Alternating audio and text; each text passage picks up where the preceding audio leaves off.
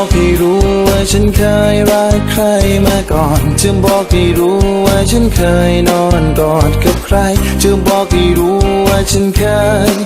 คิดถึงใครโว้โว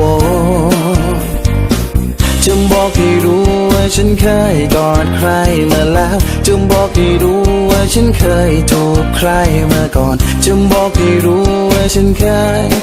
โอ้โอ้โอ้โว้โอ้ผิดมากไหมที่ฉันไม่ได้เก็บไว้ให้เธอใช้เป็นคนแรกที่เคยกอดที่หอมแก้มที่ฉันเคยทำให้ใครผิดมากไหมที่พูดว่ารักที่เคยบอกไปว่าคิดถึงใครฉันเคยเจ็บฉันใจง่ายเคยเสียตัวเสียใจโอ้โอ้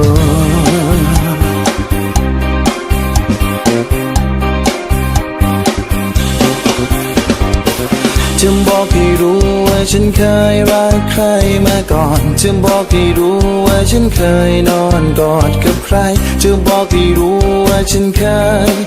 คิดถึงใคร